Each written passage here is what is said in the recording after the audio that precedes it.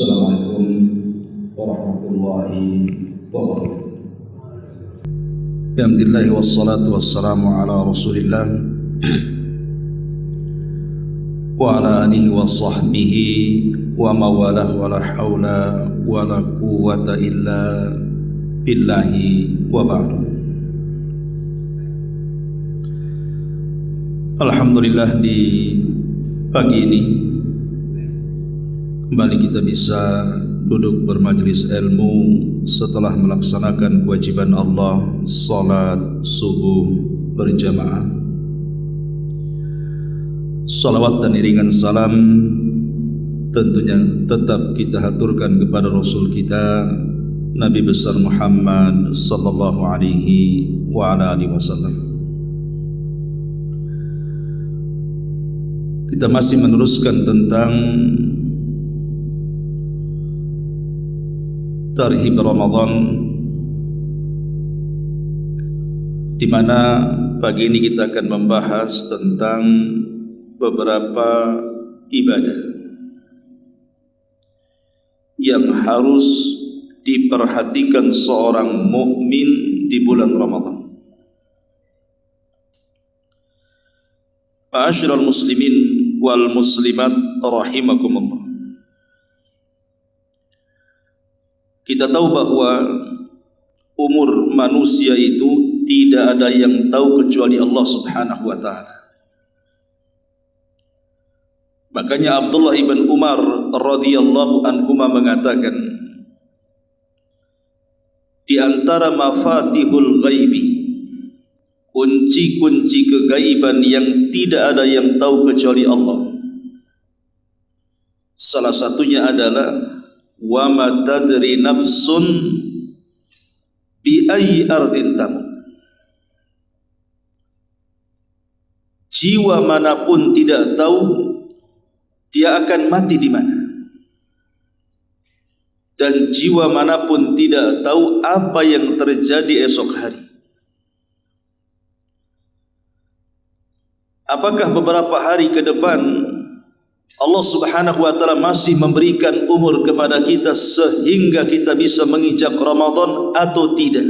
Tidak ada yang tahu kecuali Allah. Karena buktinya teman-teman kita yang sudah satu Ramadan tahun kemarin dengan kita, satu persatu meninggalkan kita. Artinya, kalau seandainya Allah Subhanahu wa ta'ala masih memberikan usia kepada kita sehingga kita bisa menginjak Ramadan, maka bersyukurlah dan manfaatkan Ramadan itu sebaik-baiknya. Dahulu di zaman Nabi, ada dua manusia yang bersaudara, sama-sama datang kepada Nabi SAW mengislamkan diri keduanya, dan baik Islam keduanya. Satu di antara keduanya kemudian ikut jihad dan mati syahid. Tapi kemudian yang satunya tidak mati syahid tapi meninggal setahun setelahnya. Ada sahabat namanya Talha, bermimpi. Dalam mimpinya rupanya orang yang mati setahun setelahnya lebih dulu masuk surga dibandingkan orang yang mati syahid. Padahal jelas keutamaan orang yang mati syahid itu kan masuk surga tanpa hisab. Kenapa orang yang tidak mati syahid justru didahulukan masuk surga dibandingkan yang mati syahid? Jadi mimpinya ini diceritakan kepada Nabi. Maka Nabi SAW mengatakan, kenapa kalian heran? Bukankah saudaranya yang mati setahun setelahnya telah mendapatkan Ramadan? Telah berpuasa di bulan Ramadan, boleh jadi dia mendapatkan Lailatul Qadar. Sehingga jarak dia dengan kawan yang sebelumnya mati syahid boleh jadi jarak barat dan timur. Sehingga pantas kalau Allah Subhanahu wa ta'ala memasukkan ia ke surga lebih dulu dibandingkan teman yang mati syahid. Lihat riwayat ini. ternyata Ramadan bisa mengungguli orang yang mati syahid. Ma'asyiral muslimin yang dimuliakan Allah Azza wa Jalla, makanya persiapan terbaik menjelang Ramadan itu satu, tanamkan niat yang baik. Niat kalau seandainya nanti saya di bulan Ramadan saya ingin menghatamkan Quran, saya ingin puasa sungguh-sungguh, saya ingin memperbanyak sedekah, kalau bisa saya ingin mendapatkan Lailatul Qadar, dan begitu seterusnya, supaya kalau seandainya Allah takdirkan kita tidak bisa menginjak Ramadan, tapi niat kita sudah sampai Ramadan. Dan Nabi SAW mengatakan, faman hamma bihasanatin falam ya'malha katabahallahu indahu hasanatan kamilah. Siapa yang menanamkan niat baik dan dia belum mampu mengamalkannya, maka tetap dicatat kebaikan yang sempurna bagi dia. Artinya kalau tidak sampai, karena Allah takdirkan mungkin ajal kita tidak sampai ke Ramadan, minimalnya pahala di bulan Ramadan sudah dibawa mati dengan niatnya. Ini yang pertama. Yang kedua, taubah as-sadiqah, taubat yang tulus sebelum Ramadan. Kenapa? Karena setiap dosa itu memiliki pengaruh kepada ibadah. Dosa apapun itu memiliki pengaruh kepada ibadah. Sampai-sampai Fudail ibn Iyad rahimahullahu ta'ala mengatakan, idza kunta la tastati qiyamal laili wa siyaman nahari fa'lam annaka mahbusun qad qayyadatka dhunubuk. Kata Fudail ibn Iyad, dia mengatakan, ingatlah kalau engkau tidak bisa khusyuk menegakkan salat malam, tidak tenang menegakkan puasa di siang hari Ramadan, boleh jadi hatimu terpenjara dengan dosa. Boleh jadi hatimu terpenjara dan terikat dengan dosa, kata Fudail.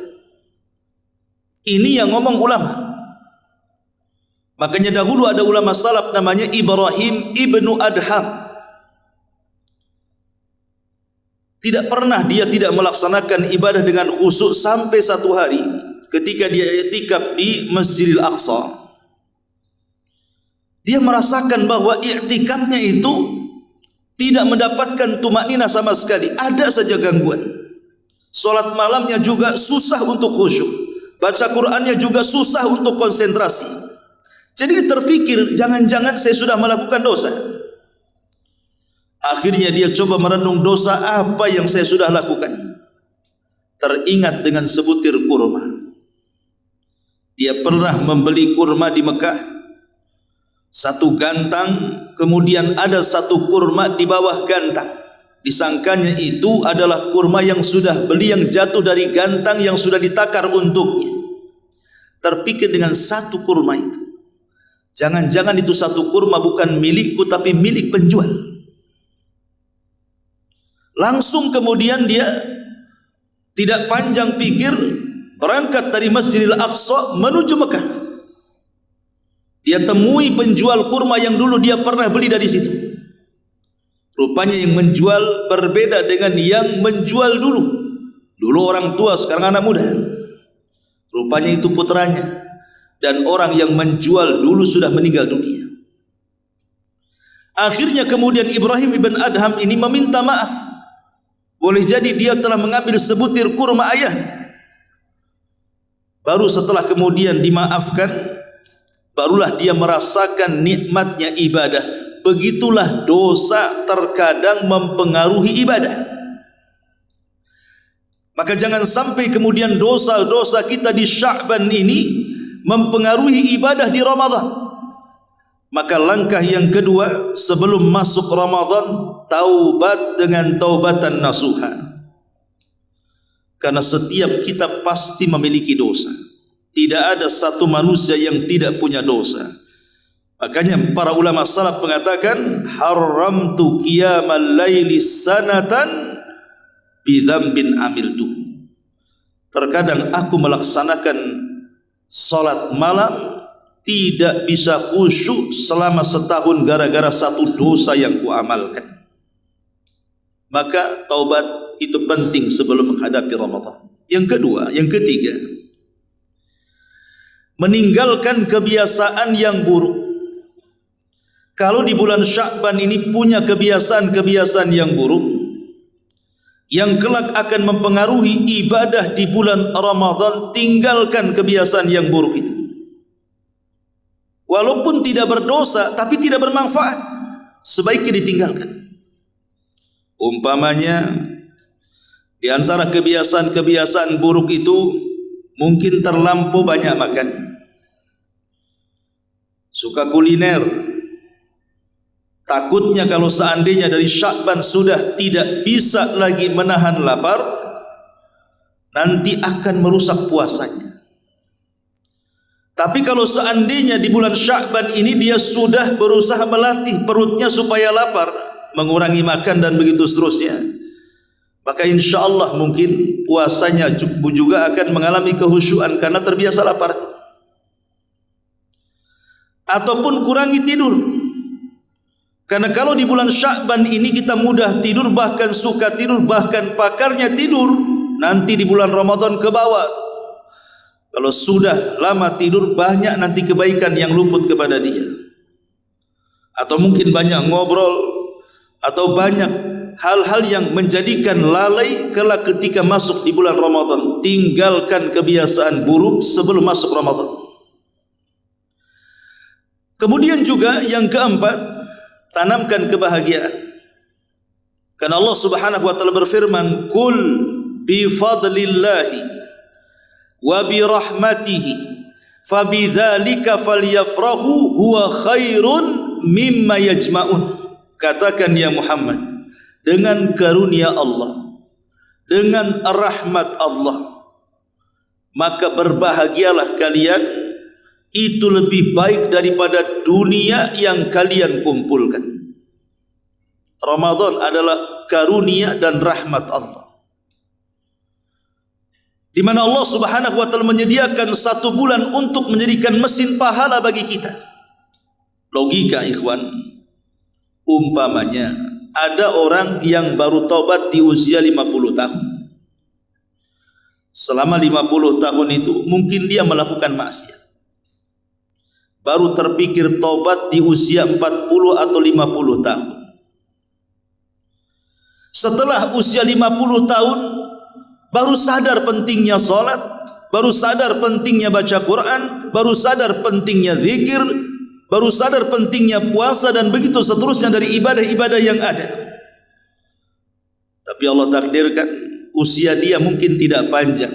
10 tahun setelah taubat meninggal dunia. Secara rumus dagang, ini belum kembali modal. Berbuat dosa 50 tahun dan baru berbuat pahala 10 tahun, secara rumus dagang ini belum balik modal namanya. Belum tertutup dosa-dosanya. Kecuali kalau maksiatnya 50 tahun, tobatnya 50 tahun. Itu rumus dagang betul tuh. Tetapi apakah kemudian dosa itu tidak bisa terampuni? Bisa. Allah itu Ghafur, Allah itu Rahim. Makanya Allah sediakan musim-musim kebaikan yang bisa menjangkau keburukan yang sebelumnya dia lakukan. Dengan cara apa? Dibuatnya waktu-waktu mulia. Salah satunya Ramadan. Karena di bulan Ramadan itu ada Lailatul Qadar, yang kalau kita mendapatkan satu malam itu, maka sama kita memiliki usia 83 tahun 6 bulan. Berarti kalau dapat satu malam, kita sudah menutup yang 50 tahun dosa itu. Makanya ini penting bahwa di bulan Ramadan itu hadapi dengan kegembiraan. Jangan sampai kemudian di hati kita menghadapi Ramadan itu terkadang tidak bahagia. Ada orang yang sempit dadanya kalau menghadapi Ramadan. Aduh, lapar lagi. Macam mana bisnis saya, macam mana usaha saya, dan lain sebagainya. Ini juga bagian daripada menghadapi Ramadan. Termasuk juga menghadapi Ramadan adalah membayar hutang. Khususnya bagi kaum hawa, kaum wanita, ibu-ibu. Karena biasanya yang punya hutang puasa itu kan ibu-ibu tuh. Jadi kalau masih punya hutang puasa tahun kemarin, karena mungkin ada halangan karena haid ataupun nifas, maka sebelum masuk Ramadan bayar tuh hutang. Jangan kebiasaan pinjam uang sama tetangga gak dibayar, hutang sama Allah juga sama gak mau dibayar. Bayar sebelum masuk Ramadan, supaya masuk Ramadan itu tidak ada hutang sama sekali.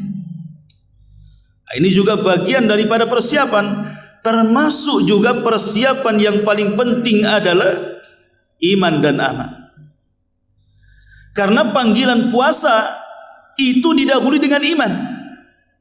Wahai orang-orang yang beriman, maka siapkan iman dari sekarang. Dengan cara apa? Perbanyak amal, karena iman itu bisa meningkat dikarenakan amal saleh. Tapi iman itu bisa terjun payung ketika terus melakukan kemaksiatan kepada Allah. Al-imanu yazidu wa yanqus. Yazidu bi ta'ah wa yanqusu bil ma'siyah. Iman itu bisa berkurang, dan juga bertambah. Berkurang dengan kemaksiatan dan bertambah dengan ketaatan. Maka di bulan Sya'ban tingkatkan ketaatan kita, supaya masuk Ramadan meningkat pula iman kita. Ma'asyiral muslimin yang dimuliakan Allah Subhanahu wa taala, dan yang terakhir tentunya doa.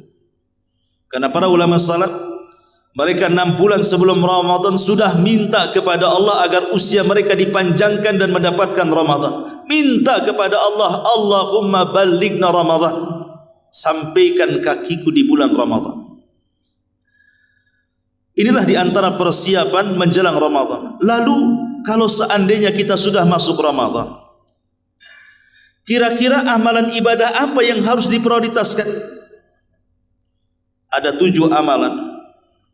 Tolong perhatikan 7 amalan ini dan jangan memperhatikan yang lainnya. Cukup 7 amalan ini saja, karena ini sangat dianjurkan di bulan Ramadan.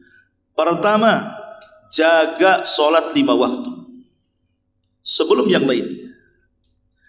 Karena yang namanya solat 5 waktu itu adalah hubung kait kita dengan Allah.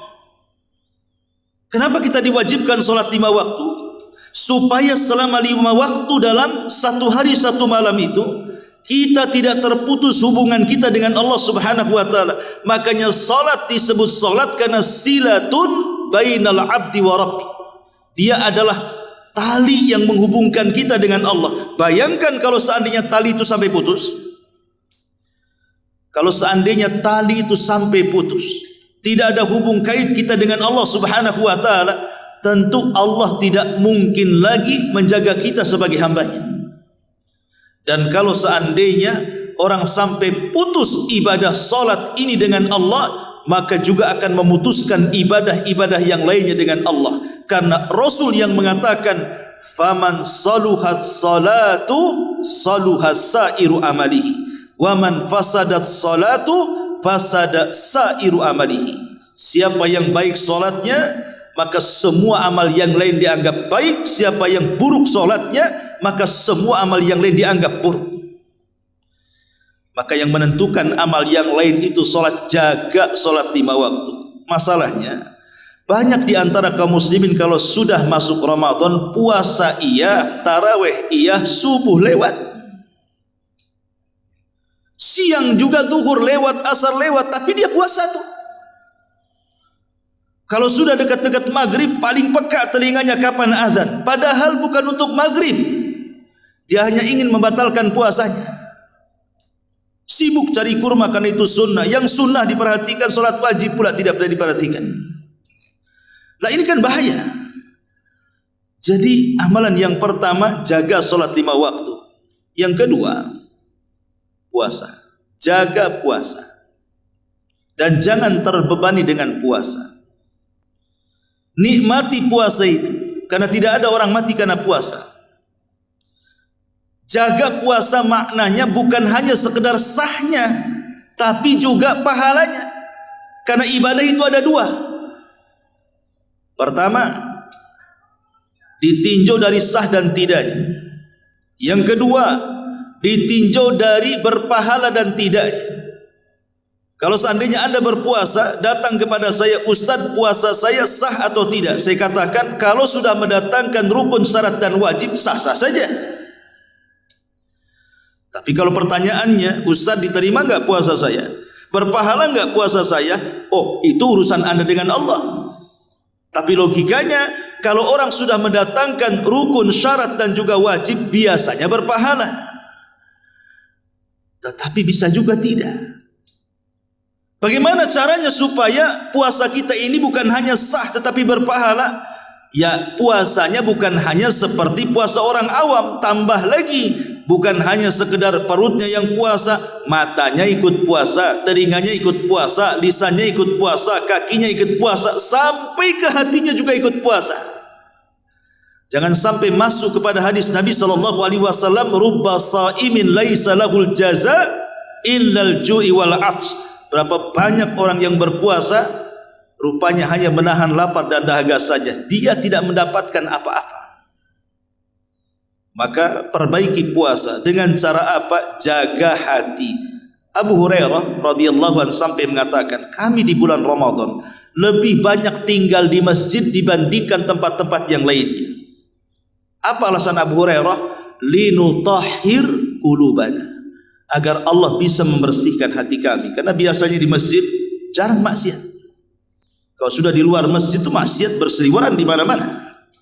Makanya demi menjaga hati tetap puasa, kata Abu Hurairah, kami memilih tinggal untuk duduk lebih lama di masjid. Ini yang pertama. Yang kedua, jaga puasa. Yang ketiga, ibadah yang paling penting setelah puasa adalah tarawih. Setelah menjaga solat 5 waktu, perhatikan puasa. Karena 2 ini kan rukun Islam. Kalau yang lain bukan rukun Islam, yang 2 ini rukun Islam nih, solat dan puasa setelah syahadat. Baru meningkat kepada solat malam, solat tarawih. Kata Nabi SAW, syaraful mu'min qiyamuhu bil laili. Kemuliaan seorang mukmin itu ketika dia menjaga solat malam. Dan tarawih itu terbagi menjadi 3. Ada tarawih cara Nabi, ada tarawih cara sahabat, ada pula tarawih cara kita. Tarawih cara Nabi sedikit rakaatnya, panjang bacaan. Kata Hudzaifah, aku pernah berdiri solat di samping Nabi, Nabi baca Al-Baqarah. Kutunggu sampai selesai Al-Baqarah, kukira dia akan ruku, nyambung pula ke Al-Imran. Selesai Al-Imran, kutunggu, disangkanya dia akan ruku, nyambung ke Al-An'am. 3 surat panjang dibuat 1 rakaat oleh Nabi SAW. Rasul itu pendek rakaatnya, panjang bacaannya. Kalau cara sahabat dibalik, panjang banyak rakaatnya, tapi sedang bacaannya. Tapi sesedang-sedangnya bacaan sahabat, salat isanya berjamaah, kemudian tarawih, selesai tarawihnya hampir menjelang fajar. Seperti yang dilakukan oleh Ubay ibn Ka'ab radhiyallahu an saat di masa Umar. Ubay itu menjadi imam, salat tarawih 23 rakaat. Kemudian disederhanakan bacaannya, tapi selesainya mendekati fajar. Itu sederhananya sahabat. Kalau kita ini sudah jungkir balik, sudah pendek rakaatnya, pendek bacaannya, cepat pula gerakannya. Ini kan repot nih kita ini. Itu tarawih kita tuh. Kalau rakaat maunya yang singkat 11. Kalau bacaan maunya yang cepat, wadduha ke bawah. Gerakannya pula makin cepat luar biasa. Kadang-kadang belum tumakninah ruku sudah i'tidal, kadang-kadang i'tidal belum lurus sudah sujud. Sampai di YouTube itu ada video 7 menit 23 rakaat, imam itu yang kedengaran hanya dhalin dan aminnya saja. Itu bisa tuh. Bayangkan 23 rakaat loh 7 menit. Apa enggak dapat hadiah muri itu? Belum ada itu terjadi kecuali di Indonesia. Luar biasa ya. Lah harusnya tarawih itu kan namanya solat. Solat itu salah satu bentuk kita sedang berjumpa dengan Allah. Masa berjumpa dengan Allah mau cepat-cepat kayak berjumpa dengan debt collector? Kan beda. Berjumpa dengan Allah itu kan maunya lama-lama. Bukankah Allah yang mengatakan memang solat itu berat kecuali bagi orang-orang yang khusyuk? Lalu siapa orang yang khusyuk itu?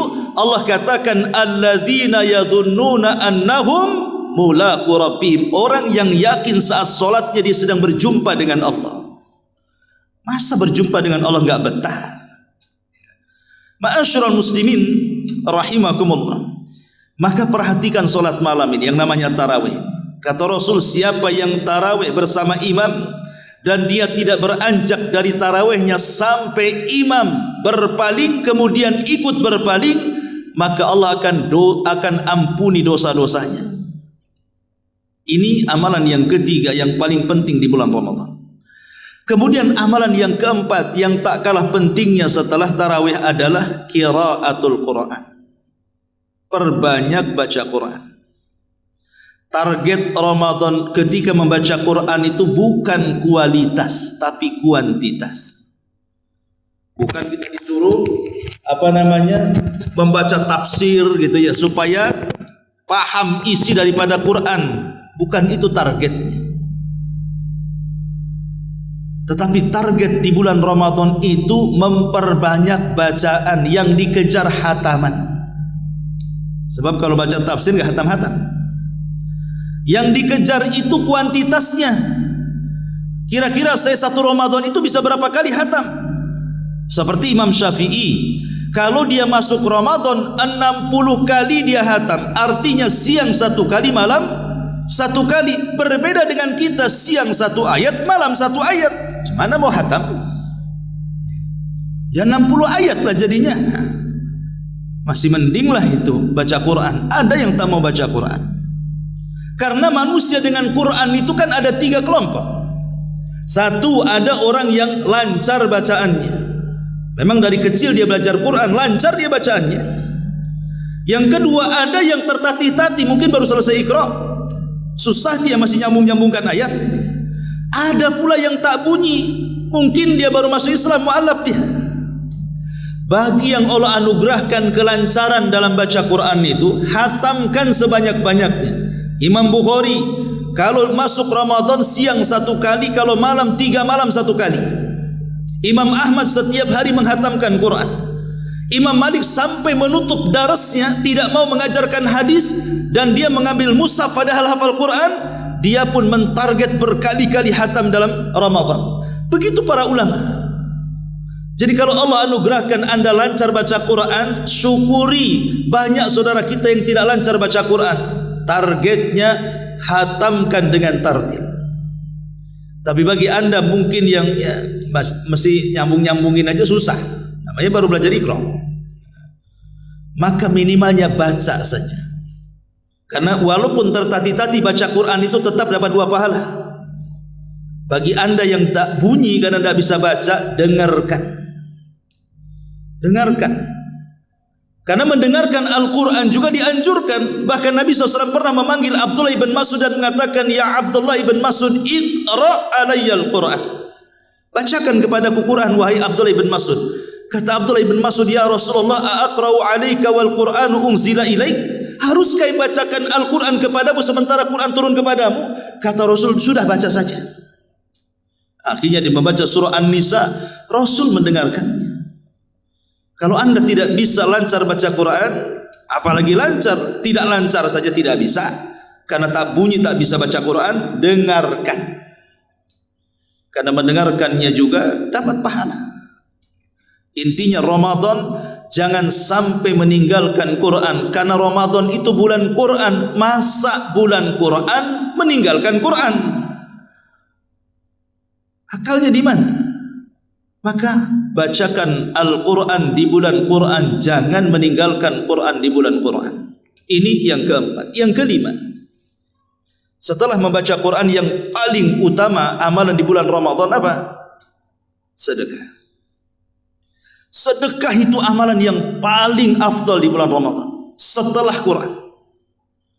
Aisyah Ummul Mukminin radhiyallahu anha sampai mengatakan, kana Nabi sallallahu alaihi wasallam ajwadun nas wa ajwadu ma yakunu fi Ramadan. Nabi itu kalau datang bulan Ramadan, maka dia berubah menjadi manusia yang super dermawan, dan akan berlebih kedermawanannya kalau sampai berjumpa dengan malaikat Jibril. Makin dermawan lagi, lebih daripada angin yang menghembus, kata Aisyah. Maka di bulan Ramadan jadilah orang yang peka. Dan sedekah di bulan Ramadan ada 3 cara. Yang paling tinggi nilainya, memberi makan orang yang berpuasa. Kalau Anda ingin sedekah, prioritaskan yang paling utama, kasih makan orang yang sedang puasa. Itu sedekah paling afdal.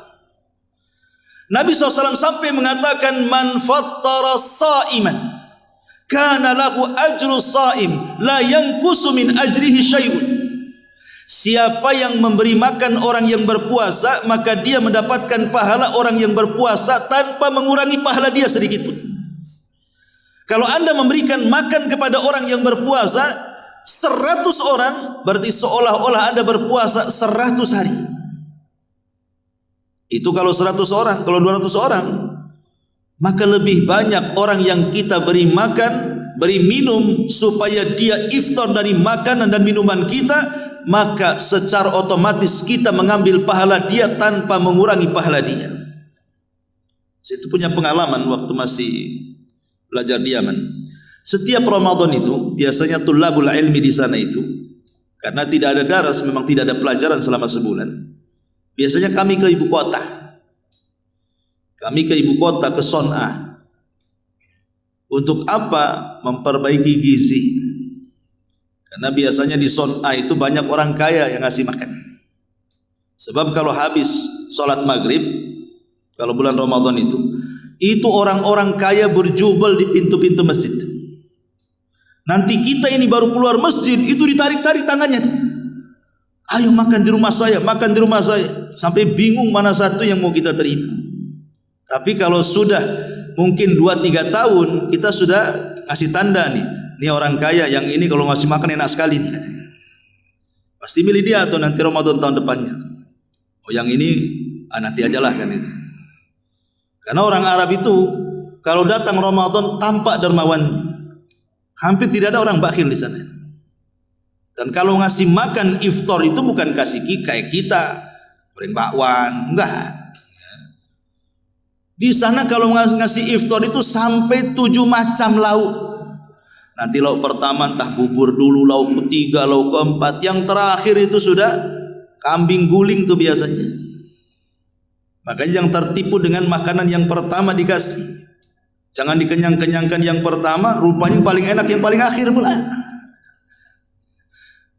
Jadi begitulah orang Arab mencerminkan kepada kita, kalau datang bulan Ramadan itu subhanallah, dermawannya luar biasa, karena mereka tahu itulah sedekah yang paling afdal di bulan Ramadan, kasih makan orang yang puasa. Yang kedua, kasih makan orang sahur. Terutama saat 10 akhir Ramadan kan banyak itikaf tuh di masjid-masjid. Datang saja ke takmir masjid, Pak, ini orang yang itikaf sahurnya saya yang tanggung. Cari, kan banyak di masjid-masjid orang yang itikaf itu. Karena itu sedekah kedua setelah memberi makan orang yang berpuasa yang paling afdal dalam bab sedekah. Baru yang terakhir itulah sedekah ke fakir miskin, sedekah ke anak yatim, sedekah pembangunan masjid, sedekah pembangunan pesantren. Itu yang terakhir tuh. Tapi yang paling utama kasih makan orang yang sedang puasa. Ini dalam bab sedekah. Ini amalan kelima. Amalan keenam, i'tikaf. I'tikaf itu sunnah muakkadah. Rasul tidak pernah meninggalkan i'tikaf. Bahkan Rasul meninggal, istri-istrinya melanjutkan i'tikaf sampai mereka meninggal semua. Jadi kalau seandainya Allah takdirkan kita ini ada kelapangan waktu, mungkin dari perusahaan ya diberikan waktu, kita bisa i'tikaf, alhamdulillah. Kalaupun tidak bisa i'tikaf ala Nabi 10 hari, minimalnya ambillah malamnya 10 hari itu. Karena Lailatul Qadar itu kan di malam hari. Ambil malamnya. Dan kita tahu bahwa i'tikaf itu salah satu wasilah orang mendapatkan Lailatul Qadar. Kalau kita bisa i'tikaf 10 hari di malam hari, anggaplah siangnya mungkin sibuk karena kerja, tapi di malam hari dipastikan dia mendapatkan Lailatul Qadar. Gimana caranya? Dalam bab sedekah contohnya. Anda punya uang 1 juta, tukar jadi 10 lembar, berarti 100 ribuan tuh. Setiap malam waktu i'tikaf Anda sedekah 100, besoknya 100, besoknya 100. Otomatis kan 10 hari Anda bersedekah. Tidak mungkin yang 100 ribu tidak bertepatan dengan Lailatul Qadar. Gimana? Mustahil, tidak mungkin kan? Pasti dari 10 kali kita bersedekah 100 ribu itu, pasti yang 100 ribu bertepatan dengan Lailatul Qadar.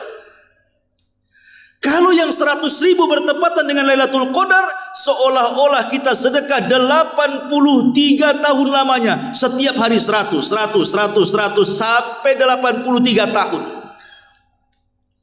Itu caranya.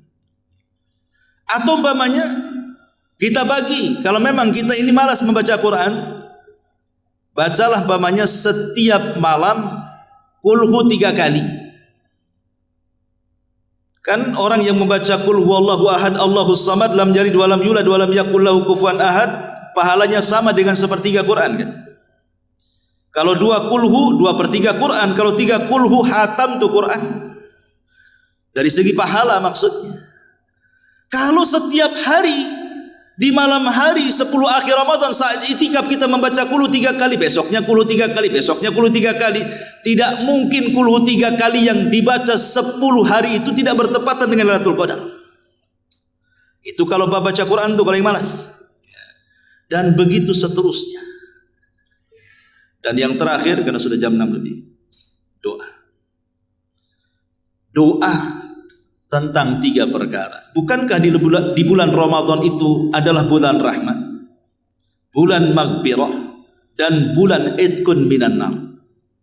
Minta dalam setiap doa, ya Allah rahmati aku, ya Allah ampuni aku, ya Allah bebaskan aku dari api neraka. Minta 3 perkara ini.